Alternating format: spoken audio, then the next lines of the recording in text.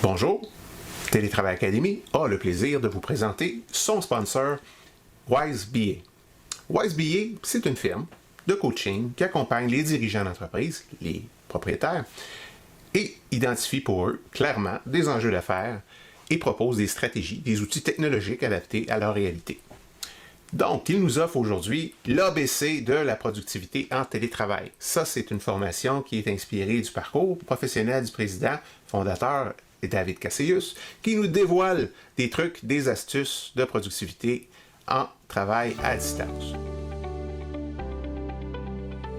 Bonjour, je me présente David Cassius, président de WiseBA, une firme spécialisée en optimisation de la performance. Aujourd'hui, je vais parler particulièrement de la productivité dans le cadre du télétravail. Pour moi, il y a quand même deux éléments clés. Le premier élément, c'est toute la notion du setup. Donc, le setup, quand on fait des vidéoconférences, un des éléments qu'on sous-estime le plus, c'est l'éclairage. Donc, l'éclairage, vous allez souvent voir dans des magasins ou sur Amazon, des très petites sources de lumière. Donc, les sources de lumière, quand vous faites la vidéoconférence, il faut qu'elles soient larges. Donc, ça, c'est une recommandation que mon gars de vidéo de Lasting Motion, Marc-André Cloutier, m'a recommandé. C'est un panneau c'est lui que j'utilise actuellement. Il est super gros, donc à peu près plus que 8,5-14, là, pour vous donner une idée en termes de dimension. Il est aussi très léger parce qu'il est flexible et il vient avec une télécommande.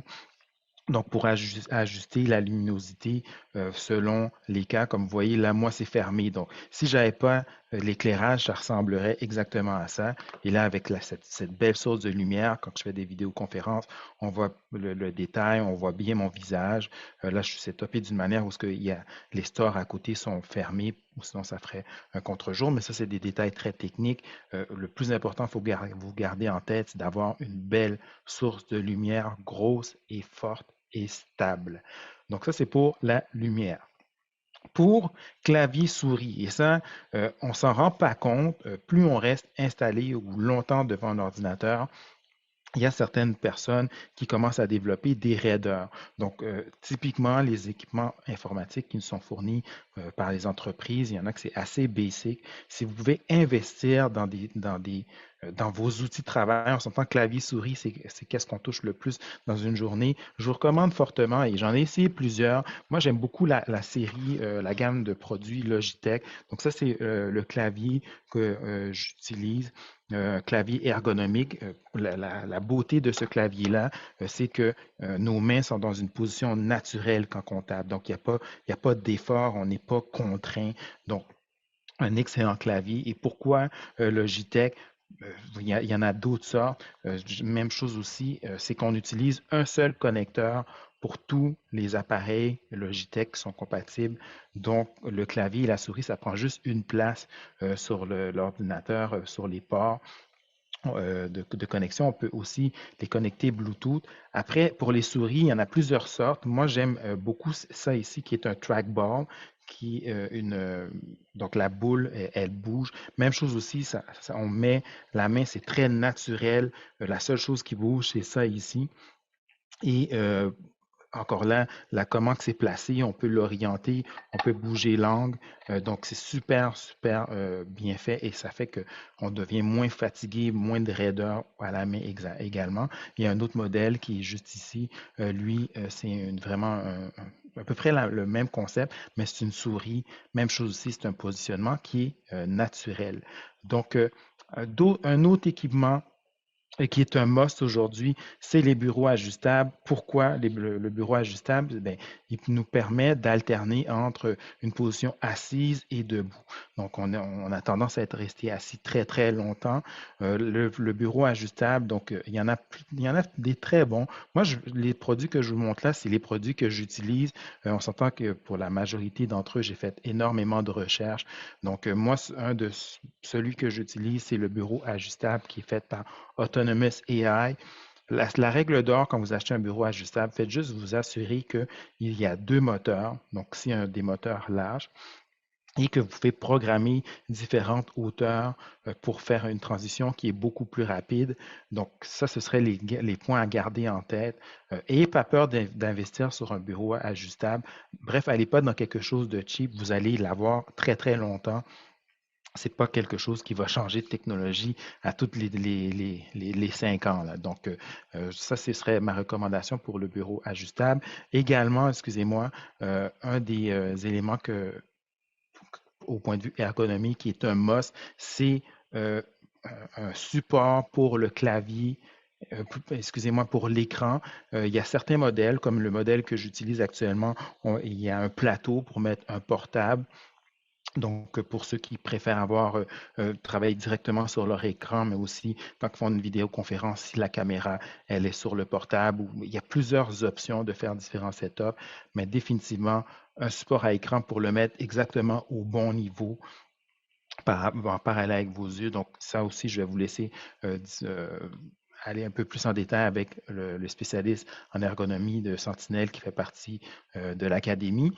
Et un dernier point par rapport au bureau que je vais vous recommander fortement, c'est de protéger tout ça. Donc, autant les moteurs que les équipements technologiques avec c'est une marque qui est assez connue, APC, c'est une batterie. Et quand il y a une perte de courant ou des différences au point de vue de la modulation de l'électricité, ça protège l'équipement. Quand il y a une perte de courant, on a le temps de fermer les équipements correctement. Donc, pour le prix que ça coûte, il y en a différentes grosseurs. Le prix va aller vraiment avec la longueur, le temps que vous allez avoir pour la batterie. Donc, l'autonomie que vous allez avoir. Donc, ça, c'est pour tout ce qui est le setup ergonomique en termes d'équipement, le dernier et non le moindre, le casque d'écoute. Donc, on s'entend presque plusieurs mois plus tard de ne pas avoir une forme de casque d'écoute quelconque. Moi, je trouve que c'est un must. Donc, le casque d'écoute, celui que j'aime beaucoup, c'est celui que je porte actuellement, qui est le Jabra Evolve 2, le 65. Donc, lui, la particularité, c'est que le manche ici, pour parler, quand on le lève, je vais faire l'exemple, quand on est en vidéoconférence, on peut se muter, on n'a pas besoin de chercher de bouton. C'est super pratique. Lui, il se connecte également. On peut avoir deux appareils connectés, c'est-à-dire on peut répondre à notre téléphone et il est branché sur l'ordinateur. Il y a aussi du noise cancellation dessus. Les gens aussi, comme quand on est à la maison, ils voient quand que vous êtes en vidéoconférence parce qu'il y a la petite lumière ici, la lumière rouge. Aussi, il y a deux versions. Il y a une version qui s'appelle UC, donc qui est assez générale, et il y en a un qui est fait spécifiquement pour les gens qui sont sur Microsoft et qui utilisent Teams. Euh, L'autre aussi point que j'aime beaucoup de ce casque d'écoute-là, c'est qu'il se charge très, très rapidement et il dure très longtemps. Moi, je le charge une fois par semaine et les quelques fois que j'ai été vraiment mal pris, le temps que je t'en rends compte, je fais juste le charger, j'attends à peu près un 5 à 15 minutes, je le remets et il a été chargé pour au moins le restant de la journée. Donc, ça, c'est super. Sincèrement, pour le prix, c'est un gros investissement mais ça vaut vraiment la peine. Tous les éléments que je vous ai cités, c'est pour moi, c'est le top of the top, là, c'est la crème. Donc, on s'entend, c'est nos outils de travail, comme un menuisier ou des corps de métier particuliers. Nos outils, on investit dedans, c'est qu'est-ce qu'on utilise à tous les jours. Donc, voilà pour le tour par rapport à l'espace de travail. Et là, je vais aller un petit peu plus avec ma spécialité qui est tout ce qui est l'organisation, l'optimisation. Aujourd'hui, je vais vous introduire deux concepts super simples pour être concis dans le temps, mais aussi pour vous donner un avant-goût. Si vous avez d'autres questions, vous voulez aller plus loin, n'hésitez pas à me contacter. Donc, un des points que j'aimerais beaucoup mettre de l'avant, c'est la notion de l'horaire idéal. Donc, on s'entend, on est à la maison, on veut se donner un certain rythme. Il y a des éléments qu'on ne prend plus en considération, comme le voyagement, apporter notre lunch, etc. Mais quand même, je vous invite à vous donner du rythme. Donc, l'horaire idéal, c'est de mixer autant le personnel que le professionnel dans la journée. Puis, du temps personnel, c'est des pauses, tout simplement d'aller manger. C'est des éléments que souvent on va pousser de côté parce qu'on était en télétravail, on s'installe, on est très, très longtemps devant notre ordinateur, mais aussi à la fin, on commence à être fatigué et manquer de concentration. Donc, ça, c'est un exemple modèle. Moi, je vais ici, là, comme vous voyez, si je prends le lundi, première plage horaire, l'entraînement, déjeuner, courriel, planification. Donc, le temps de planification, surtout en début de semaine ou début de journée, moi, c'est comme ça, c'est ma préférence. C'est le temps où je regarde c'est quoi mes priorités, qu'est-ce que j'ai à faire pour la journée, mes projets, j'ai-tu des livrables, j'ai-tu des actions intermédiaires à faire. Donc, c'est dans mon temps de planification. Après, je vais avoir des blocs, si on va vers la fin de la journée, important bloc d'heures. Donc, ça, c'est tout mes tâches, mes livrables clés. Et les éléments que je vous parle là, ça m'a été, c'est quelque chose que je faisais de manière très informelle, mais j'ai été beaucoup plus loin en suivant une formation qui s'appelle la dynamique de la productivité personnelle et professionnelle. C'est donné par LMI, Leadership Management International.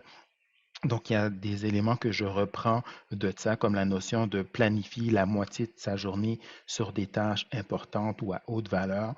Et donc, de se faire un horaire idéal, ça nous amène un rythme et surtout aussi, ça nous permet à me donner, un peu comme qu'on ferait normalement, se lever, aller faire une marche, manger, mais juste de se sortir de cet environnement du travail-là, même quand on est à la maison. Donc, la notion de planification, je peux aller très, très loin là-dessus. Pour ceux qui ont des métiers particuliers ou qui sont énormément en réunion, ben, il y a des outils, tout ce qui est les outils de planification d'horaire automatique.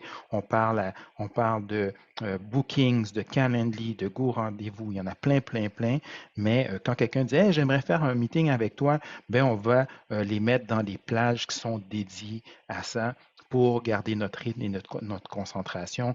Même chose aussi, vous voyez sur l'exemple, moi j'ai des plages d'appels, donc c'est typiquement les moments où ce que je prends des appels, où je fais des appels externes. C'est dans des plages qui sont dédiées et prédéterminées. OK?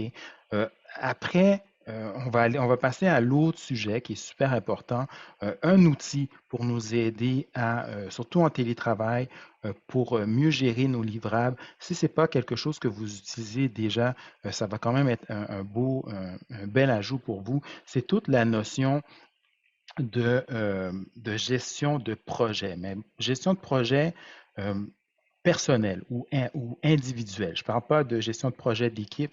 Là, j'ai deux beaux exemples et ces deux outils. Il y en a un, le premier en haut, qui s'appelle Trello, qui vraiment il est gratuit avec certaines limitations, mais quand même, on peut aller très, très loin avec Trello. Je vais vous montrer des exemples. Et pour ceux qui sont sur Microsoft, juste en bas, c'est Planner. Planner vient avec, si je ne me trompe pas, tous les abonnements Microsoft, c'est la version de base. Il y a une version plus évoluée qui est Microsoft Project for the Web, qui a un peu plus de fonctionnalités, mais avec Planner, pour une gestion personnelle, c'est un super bel outil. Je vais mettre un petit peu plus d'emphase sur Trello. Pourquoi? Parce que même avec les fonctions de base de l'abonnement gratuit, il y a sa force, c'est les intégrations. Donc, par exemple, moi, une des belles intégrations que j'aime, c'est j'ai Trello, j'ai un bouton dans mon Outlook qui me permet de prendre un courriel et de le transformer en tâche en un seul clic et de l'envoyer dans la bonne colonne ou selon la bonne priorité. Donc, ça, c'est le genre d'intégration que je fais référence par rapport à Trello qui est un petit peu plus poussé. Donc, justement, je vais vous montrer quelques exemples et les bénéfices d'utiliser cet outil-là.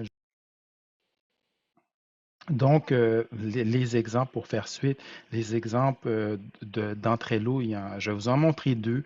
Il y a énormément de modèles qui sont prédéterminés, mais bien sûr, vous allez être en mesure de le mettre à votre sauce. Donc, j'en ai deux que j'ai trouvés que je trouvais qui sont intéressants. Il y en a un, lui ici, ils utilisent le concept de journée, donc de planifier leur semaine, de mettre des tâches qui sont très particulières et aussi il y a toute la notion de rajouter différentes étiquettes pour que visuellement on puisse voir ben, est-ce que c'est une tâche qui est complétée en cours, j'attends, on est en attente d'une approbation, j'ai besoin d'aide sur cette tâche-là, euh, de différents niveaux de priorité. Donc ça, c'est une des fonctionnalités. On peut mettre des dates, on peut mettre des checklists dans Trello, donc des sous-activités par rapport à une tâche qui est à accomplir. Vous voyez tout ça ici, ça a déjà été complété ou si c'était à faire, on pourrait en rajouter d'autres. Donc, Trello, les avantages, justement, qu'est-ce qu'on peut faire avec ça? Bien, il y en a plusieurs. Je vous dirais, le premier, c'est toute la notion de gestion de priorité, les dates, les livrables. Après, je vous ai parlé d'intégration un peu plus tôt, mais ça nous donne une vue centralisée sur qu'est-ce qu'on a à faire pendant une semaine ou pendant une journée. Et après, bien sûr, il peut être collaboratif quand vous avez des projets conjoints. Si vous n'avez pas d'outils de gestion de projet qui sont mis en place, moi, je mets vraiment le focus sur un individu ou quelqu'un qui fait seul dans le cadre de cet atelier-là. Il y a aussi d'autres versions ou d'autres variations comme ça ici. C'est basé sur le livre Getting Things Done. Donc, la même chose, comment qu'on classifie. C'est le Getting Things Done, c'est autant pour les courriels, mais aussi c'est pour les tâches. Donc, il y a différents moyens d'organiser un board Trello pour être en mesure d'être efficace et d'augmenter sa productivité, même en télétravail. Donc voilà, ça fait essentiellement le tour des sujets clés que je voulais vous introduire aujourd'hui. J'espère que ça vous a piqué votre intérêt. Vous avez trouvé énormément de contenu par rapport aux solutions que je vous ai présentées, mais si vous avez besoin d'informations supplémentaires, n'hésitez pas à me contacter directement via LinkedIn, ça va me faire plaisir. Juste mettre une note comme quoi que vous avez vu la présentation et que vous avez des questions par rapport à ça. Ça va me faire plaisir d'aller un petit peu plus en détail avec vous. Donc, en espérant que ce bref exposé sera en mesure de vous aider à optimiser votre productivité dans le cadre du télétravail et au plaisir de vous voir dans une prochaine présentation. Merci.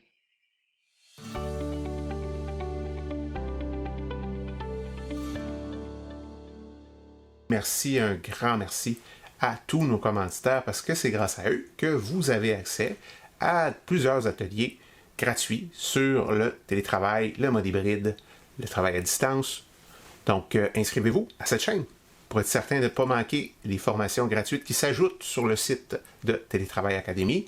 Et bon visionnement, bon télétravail.